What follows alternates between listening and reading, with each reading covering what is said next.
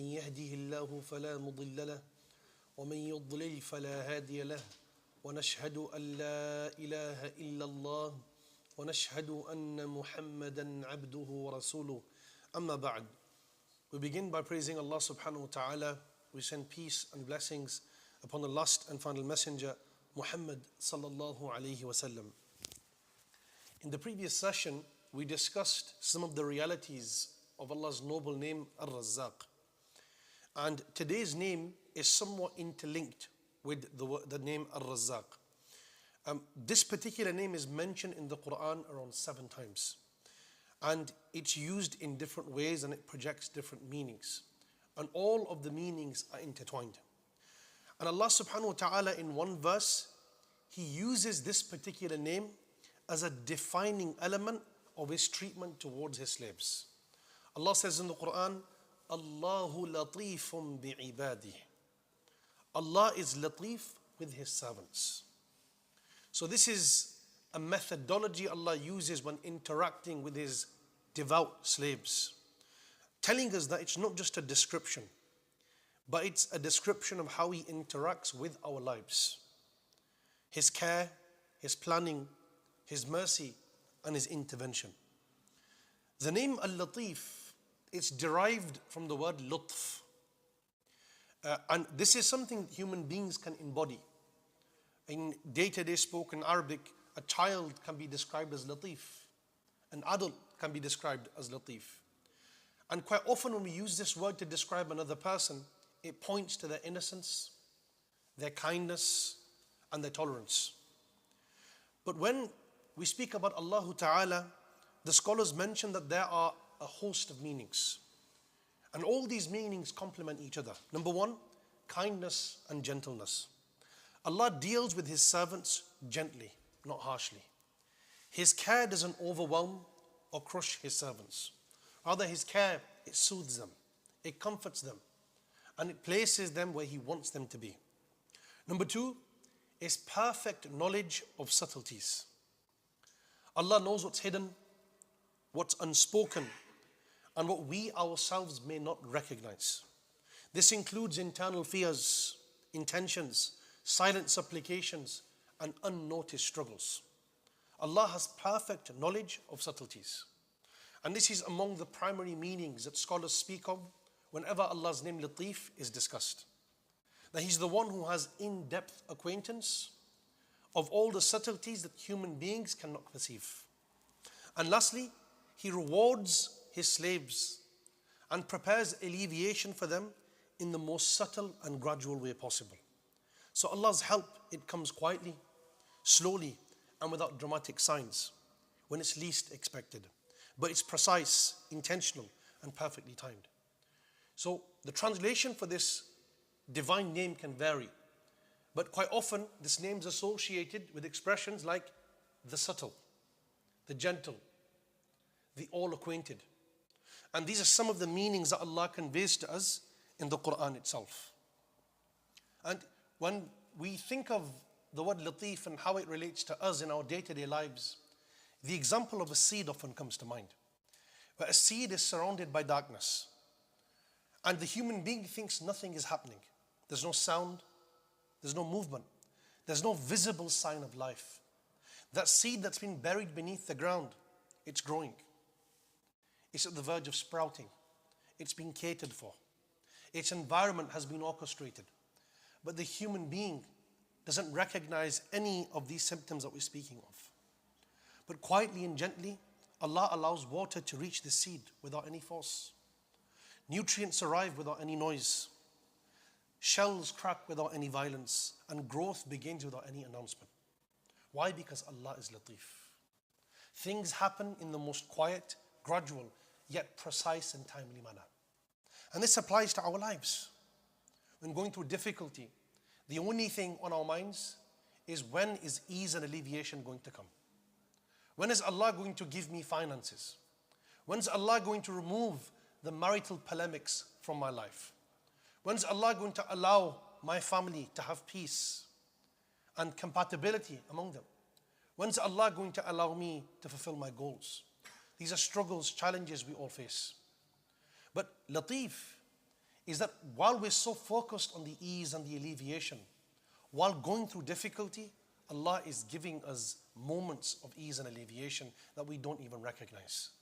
The ability to cope with challenge, adversity and difficulty is a sign of Allah's lutf itself. That Allah will never burden us beyond what we can bear. The fact that we go through financial difficulty, but still the tongue, it's moist with Allah's remembrance. Still the heart, it's deep-rooted in reliance and faith. This is from the lutf of Allah subhanahu wa ta'ala. That despite going through dark times, we're able to stay deeply grounded on the essence of Iman itself.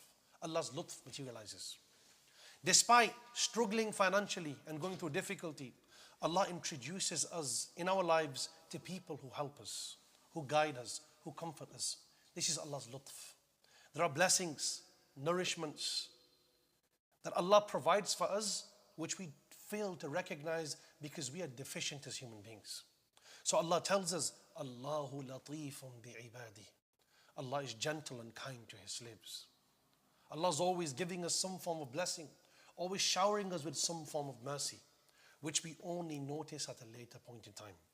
And when the Mufassirun, they take a deep dive into some of the interpretations of Allahu Lateefun bi'ibadi, they mention that the slave only starts to recognize Allah's lutf way after blessings have been given, way after difficulties have disappeared, way after good times have appeared and unfolded.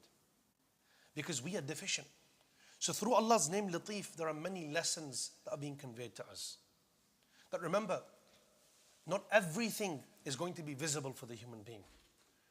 But through these names, Allah's trying to teach us that when going through your darkest moments, remember Allah's going to be the one to give you the light. Allah's going to be the one to take your hand and walk you through those difficult steps. And wherever we are today, it's because Al-Lateef, He planned, He prepared, and He orchestrated all the events of our lives to get us to this point today.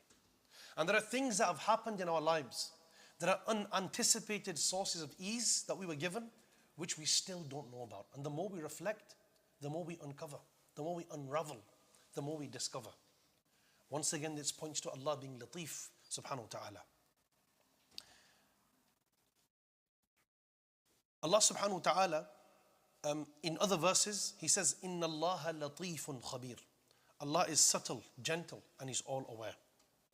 So Allah is reiterating in the Quran again and again, not just in one verse, in many verses, that this subtlety, this gentleness, this affection, it's never ending from Allah subhanahu wa ta'ala. And one of the greatest signs of Allah's kindness is even the non-Muslim who's engrossed in disbelief, disobedience, and ingratitude. Allah showers mercy upon him. Allah gives him family, housing, children, sustenance, despite the fact that fundamentally they deny His existence, subhanahu. This is symbolic of His lutf. And there are a few examples I want to share. The first, whenever the scholars, they explore Allah's name Lateef, the story of one man comes to mind. Scholar upon scholar upon scholar. And they've spoken volumes about this one particular story. And that's the story of Yusuf alayhi salam. If we really understand the story of Yusuf, Allah's lutf, it materializes. And it sends us a wave of lessons through which we can navigate the challenges in our day-to-day lives. Yusuf alayhi salam, there's a statement he uttered towards the end of his life. And Allah conveys this to us. Inna Rabbi lateefun lima yasha. Indeed, my Lord is subtle in whichever way that He wills. What's the context and the history behind Yusuf's statement alayhi salam? Yusuf alayhi salam lived a very interesting life. In the Quran, his story begins by informing us of a glad tiding concerning him and his family. That he dreams of planets and stars prostrating to him. And this is a manifestation of prophecy. So he's told he's going to become a prophet. So you start to think that he's going to have a good, blissful life. And the moment this glad tiding is conveyed, his brothers start to envy him. They plot and plan against him. And he's violently thrown into a dark well. No father, no mother to comfort him, no friend to assist him. He's dark, he's lonely, and there's no one there to help him. And just when you think that a prophet of Allah or a soon-to-be prophet of Allah, things are going to get easier for Yusuf alayhi salam. A few passerbys, they're walking and they discover a young boy in a well. So they draw him out of this well using a bucket and they go and sell him for a cheap price in the marketplace. A prophet of God, mentioned through glad tidings, thrown into a well and now sold into a marketplace. Can things get any worse? Surely some goodness is going to come.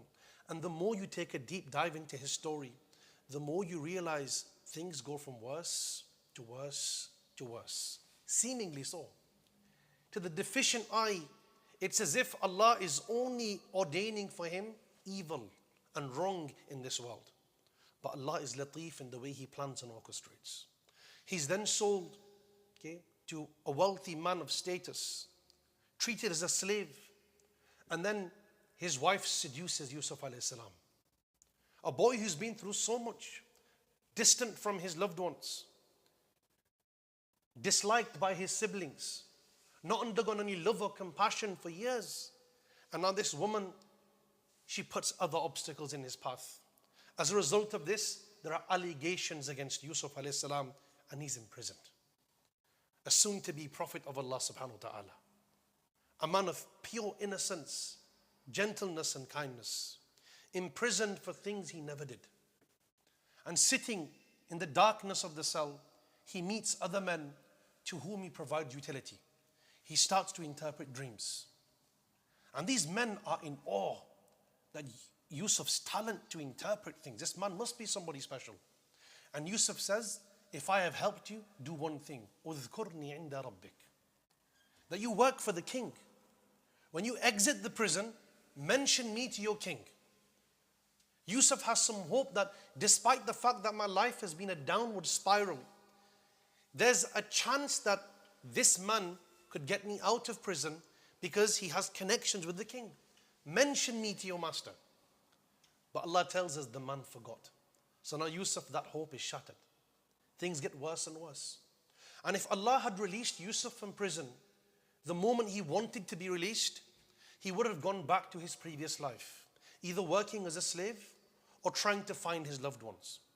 But Allah ordained the release of Yusuf at a much later point in time, where the king went through catastrophic difficulty and he needed a dream interpreter. And Yusuf was released from prison.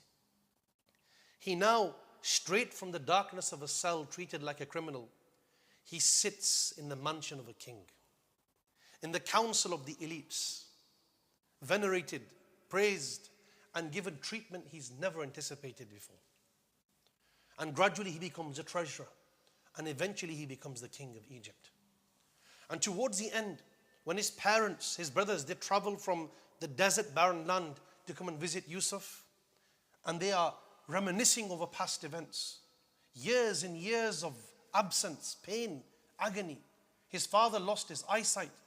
This is when he looked at them and he said, Inna Rabbi latifun lima yasha.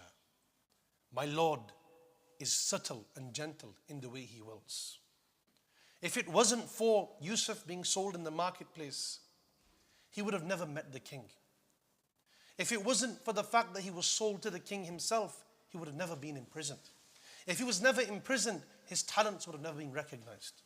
If his talents weren't recognized, he would have never become the treasurer, recognized as being qawi and ameen, strong and trustworthy and faithful.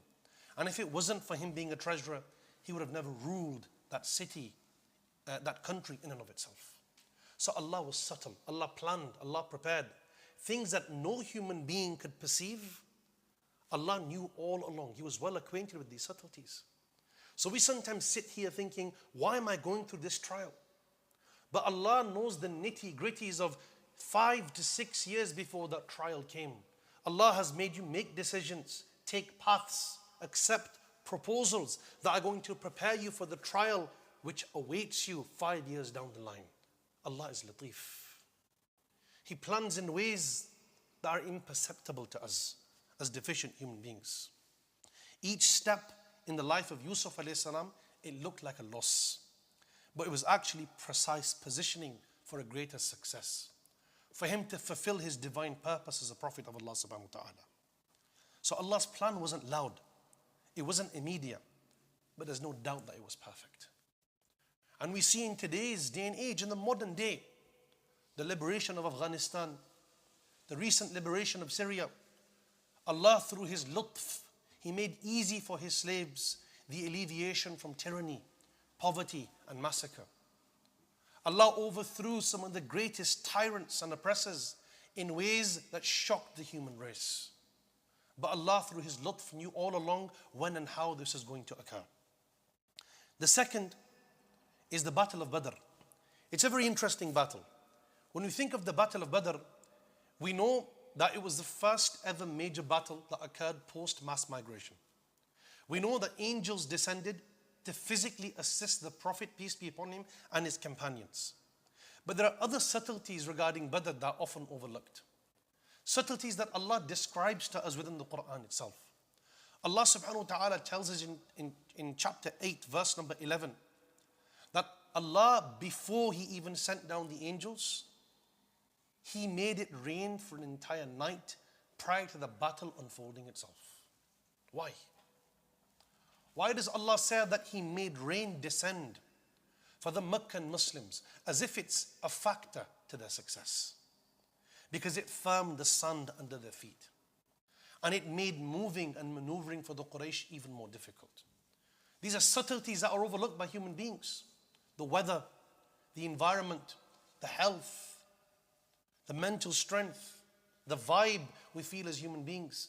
These are things Allah gives us, blessings that make the magnificent task easier and more viable and facilitated for us. So Allah made movement difficult for the enemies, and He cleansed and refreshed the believing people. Allah says, لِيُطَهِّرَكُمْ بِهِ, to purify the believing people at Badr, to make things easier for them. So the divine support came in ways that no human beings could have imagined. The help was physical, it was psychological, it was spiritual, and it was environmental, all at once, without Allah subhanahu wa ta'ala providing any neglect for His slaves. And Badr, for those who might not be fully aware of the details, was probably the most difficult and unexpected battle that ever took place. The Muslims had just mass migrated. They'd gone through years of persecution, hostility, torture, torment. The only thing on their minds was to establish peace, to stabilize their livelihood. But the Quraysh, they were going to preemptively attack the Muslims. So Allah, He paved the path. The Prophet ﷺ, he spent the entire night awake, worrying, walking up and down. The Muslims were small in number, while the opposition was quadruple the number. But Allah subhanahu wa ta'ala, through His lutf, He planned and prepared. I'm sure we've all gone through instances in life where the challenge we're afflicted with, it comes across as if it's difficult to overcome. There's no way we're going to live through this. But yet we sit here today, refined, bettered, and people who've learned from mistakes. Because Allah, through His lutf, He planned for us. He allowed us to pass those difficulties. So Allah tells us again and again in the Quran, أَلَا يَعْلَمُ, Allah subhanahu wa ta'ala says that He knows what He's created. وَهُوَ اللَّطِيفُ الْخَبِيرُ, and He is subtle and gentle. He knows His creation. He knows the trees, the sand, the mountains, the leaf that wanders, the water that runs, the heart that beats in every one of our chests. Allah knows the ins and outs of everything. Do you think He doesn't know His creation? Is He going to leave us unnoticed, unaided, lost? Allah cares for each and every one of us in ways that we don't even recognize. And this is why Allah described Himself to us so we can connect to Him as Al-Lateef. He conveys to us His subtleties so we can cling to Him in our moments of ease and difficulty. What are some of the lessons we can draw from Allah's name Lateef? Number one, when things don't go as planned, remember Allah is Lateef. Allah plans, prepares, and cares for us in imperceptible ways. When going through our darkest moments, whether it's losing a loved one, it's going through public slander, these are moments where shaitan will capitalize on our weakness and vulnerability. Shaitan will instill thoughts in our minds that you have no friends, they abandoned you. Your family members don't understand your predicament. Your wife isn't as supportive as she should be. Your finances are horrific. Your iman, it's reaching rock bottom. Shaitan will make us feel that we are not worthy of divine love or aid. And that's why Allah sent us this name Lateef, to tell us that Allah knows how you're going to feel. And that's why He's planned for you. He's orchestrated for you. He's facilitated for you. So when you feel that way, there'll be unanticipated help that presents itself to you. There'll be somebody who comes into your life, a source of solace and serenity, who guides you to what's correct. And this is Allah's aid. Allah's aid can come in the form of a human, in the form of a lecture on YouTube, in the form of a lesson in the mosque, in the form of somebody giving you salam and uplifting you. These are all ni'am, the blessings that Allah bestows upon us to make our times of difficulty capable, bearable. The second lesson, as I mentioned at the beginning, the word Lateef in Arabic, it's not exclusive to Allah. It's used to describe other human beings. But Allah's lutf is unmatched. No human being can ever even imagine that level of lutf. Human beings cannot operate the way Lateef operates. But a lesson that we learn is when a person is Lateef, he's kind, he's gentle. It's that kindness and that gentleness that's so insignificant that most people don't even value it. Smiling at people, making an effort to smile even though you're ruined deep within. Your life is upside down, from finances to marital affairs to family affairs. But you walk in the mosque and you smile at everybody because you want to give lutf to people. You want to spread that kindness and love. That kindness in people's eyes is always going to be insignificant. But that's the kindness that Allah subhanahu wa ta'ala recognizes. That's the kindness He documents. And that's why the Prophet ﷺ said that لا تحقرن من المعروف شيئا. Don't belittle any form of goodness. Goodness is a very vast, encapsulating term. Building mosques, giving millions in charity, all falls under khairat. Allah, He says, don't underestimate any goodness. And then He gives an example. He says, وَلَوْ أَن تَلْقَى أَخَاكَ بِوَجْهٍ طَلِقٍ. Even if it's to meet your brother while smiling. Allahu Akbar. Something that's not very valued much in our society. Nobody would even notice if uncle here smiled at somebody else and that person felt uplifted because he's going through difficulty. There's nobody that's going to think, wow, he smiled at him. No one's going to think, oh, it gave him ease. But these are things that only Lateef can recognize. And these are things that Lateef, He rewards. So sometimes in life, being kind isn't always a weakness.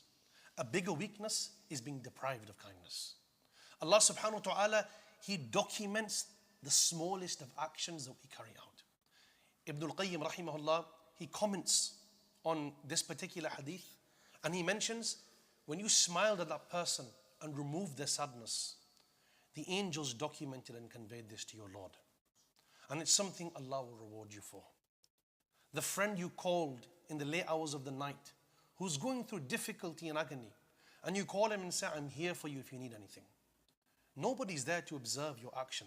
No one knows you've called him, but it's documented with the noble angels. Allah will give you unanticipated reward for those actions. Never underestimate the lutf that we can project onto people.